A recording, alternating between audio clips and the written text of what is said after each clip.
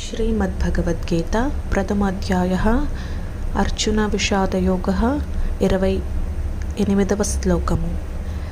कृपाया पर्याविष्टोः विषेधन्नेतमब्रवीत्। अर्जुन उवाच दृष्टैत्वमं स्वजनं कृष्ण युयुत्सुं समुपस्थितम्। सीदन्ते मम गात्राणि मुखं च परिशुष्यते। वेपातु शश्च शरीरे मे रोमहर्षश्च जायते। 28-29వ శ్లోక తాత్పర్యము।